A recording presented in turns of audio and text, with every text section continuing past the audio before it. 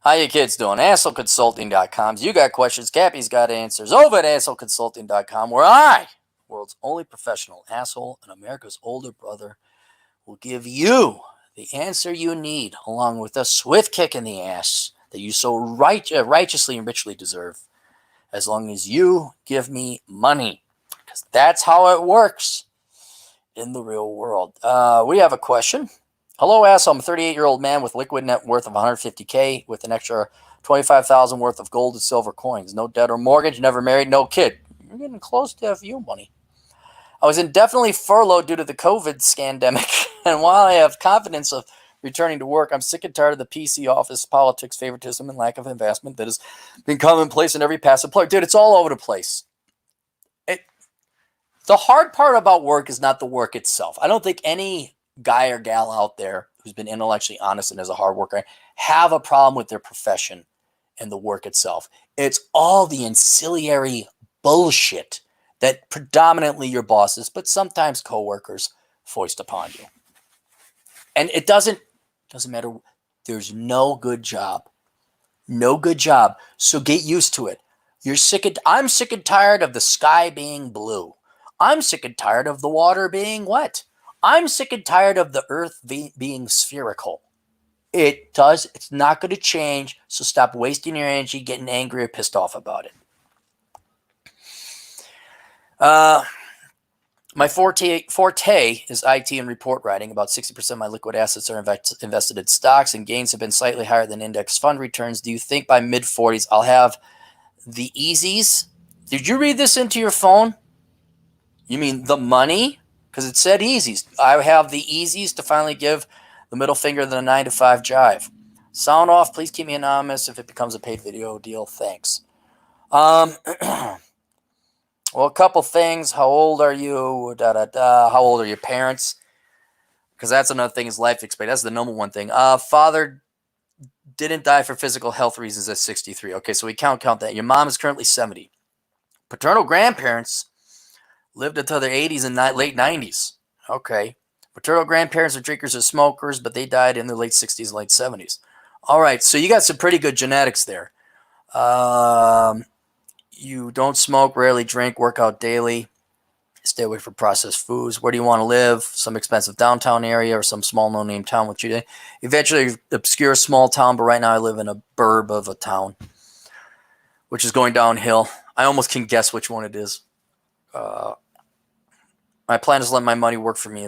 All right, here's the deal, dude. Not really. And the reason why is living expenses. Let's say you threw your liquid net worth 150,000 in the S&P 500 or real estate, some diversified portfolio of assets. Those assets are going to go up in price, not value, price, because we keep printing off more money, and that's what drives all asset prices now. It's not whether rents go up or earnings of a corporation goes up. It's how much more money did we print off, and by the way, how much more money did we create in the central banking system to lend out? It's credit. It's all a credit bubble. So we printed off what, 3 trillion and a quarter to fight this flu. So whereas in my book, Poor Richard's Retirement, you would need $250,000 to retire. That's today. By the time you want to retire in your mid 40s, that could easily be $350,000. And the reason is your living expenses, not necessarily the cost of a gallon of gas or food. We're talking asset prices, specifically your lodging expenses. That is going to be the most expensive part because we flood the housing market with more money. The price goes up. That means that to cover your mortgage expenses, you have to increase rent. So whether you buy or you rent, your living expenses are going to go a lot higher. So it could easily be $350,000. Now, mid 40s, let's say you're going to live to your mid 80s, that you got to err on the side of caution. You got to cover your life expectancy for 40 years. I don't think $350,000 is going to be enough for it. $500,000, again, a lot of it depends on your personal budget and where you live. Let's say you live in BFE, okay, and you got some cheap living. Let's assume you got good and no children, no nothing. I would say you're going to need at least $500,000 by the time you're in your mid-40s to retire for 40 years. And you better stay in BFE. No, like, oh, I'd like to travel around Europe for a year at a time or anything like that. So it's not possible with what you got now. Not possible with what you got now. And you are still a long ways away from that amount of money. Hopefully with inflation, it's not capital gain, it's inflation. That's what it's going to be. Because the stock market, what did it do? It quadrupled since the bottom in 2009. It quadrupled from the kind of mid-Obama administration to the mid-late Trump first administration. The economic profits of corporate America did not quadruple. Only the price quadrupled. So it is inflation that's going to be going up. So even with inflation, capital gains, that let's say it doubled, or let's say it tripled. You're at $450,000 now. Maybe. But your rent better be dirt cheap. You better find some dirt cheap rent or buy some land. This is where Reconnaissance Man is a very important book. I know it's not my most popular book, but it's one of my most important books. Go find out where you want to live now. Maybe go buy some land there so you're not paying 3 times 10 years from now. You buy it now. I can't guarantee you the land's going to go up in price. Not value. I can't guarantee it's going to go up in price. But if we keep printing off all this money, the money's got to fucking go somewhere, and historically has gone into asset prices. So if you like to hedge against that, buy your land now. That's what I did. I bought the land, building later. But this is why that $12 book and maybe the $2,000 of reconnoitering expenses you're going to have figuring out where you want to live is one of the most highest rate of returning books you can buy.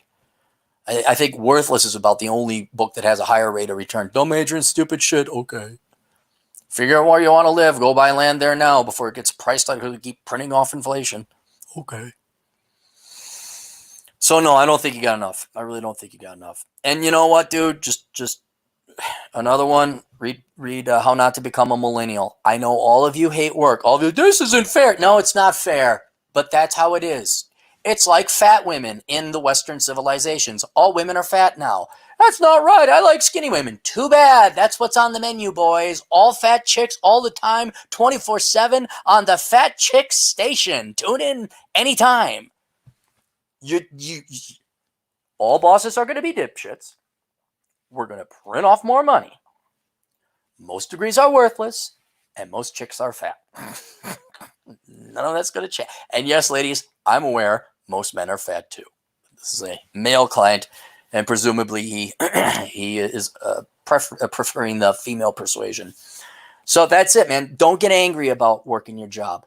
Don't get angry when your boss does something stupid. All bosses are stupid. Don't get angry when you got to go to some dumbass training or sit in a meeting that has absolutely nothing to do. It doesn't matter. You're getting paid. And so read the book, How Not to Become a Millennial, specifically, Your Career Has No Value. That chapter alone is worth the price of the book. Okay? Even if you read that chapter, throw the rest of the book away. It doesn't matter. That book is critically important and vital to all of you people out there to read and understand, so you don't ruin your life any more than it's already going to be ruined by corporate boss douchebags. Okay? It's like, do you want to get pissed off by the corporate boss douchebag or not? What if it could just go all the way? Like, yes, sir, got it. You achieve some kind of working zen. And that's in that one chapter. That one chapter is worth the price of the book. Think of my books as the opposite of Oprah's books. Like, if you read Oprah's books and you follow the advice in what Oprah says, your life is ruined. You're a miserable, fat, baby boomer broad with no husband who you divorced and there's no retirement money. You read my books, you're probably going to retire rather well off. You might even find love. You never know. I have a positive rate of return. Her books destroy you. Oh, but her books tell you what you want to hear. Oh, that's like the Democrat Party. All right, enough of that. We got any super chats from you stingy bastards? No? Boom, we're done. All right. See you guys. Oh, links down below to everything. Toodles.